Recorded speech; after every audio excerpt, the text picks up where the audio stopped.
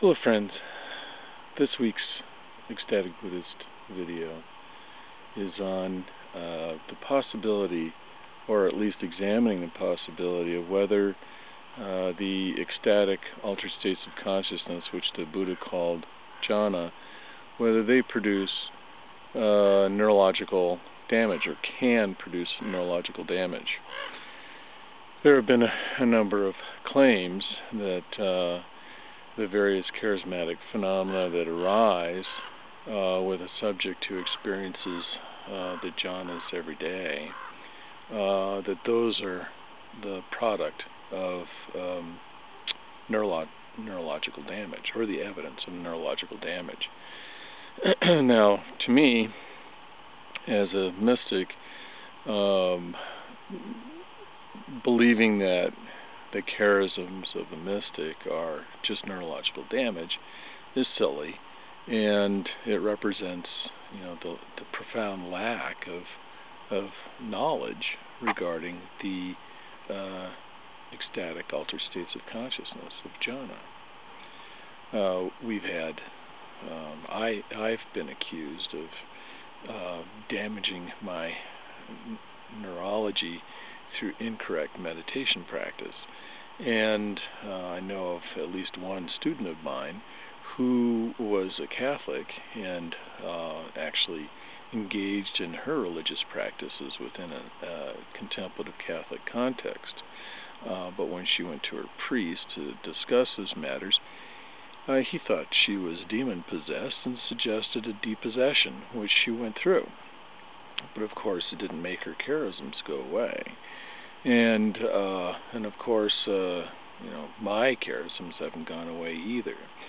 Now, since I've been experiencing these things for nearly 40 years, I have gone through periods in which I reduced my meditation practice, and I found that the charisms reduced.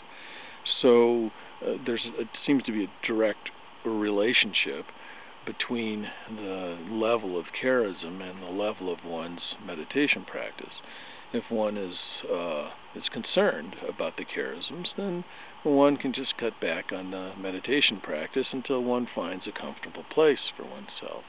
Not everybody's intended to be a mystic. Only mystics are willing to go through, all the fires of hell, if necessary, to have, a profound communion with the sacred.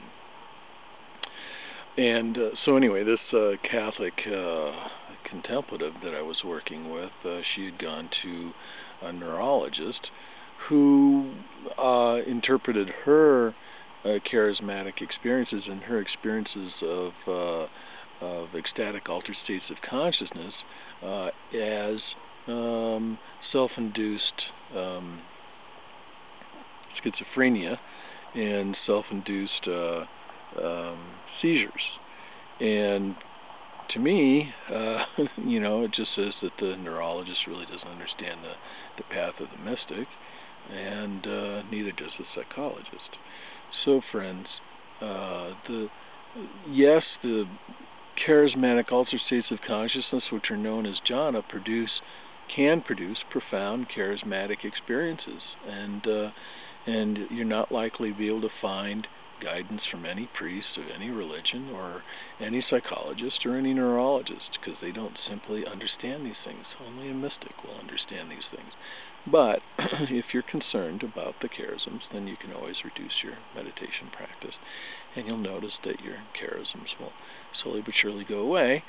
But then you may miss them, because it's the charisms that are the actual experience of the sacred. If you want to commune with the sacred, well, you have to commune with the sacred through the language of the sacred. And the language of the sacred is the charisms.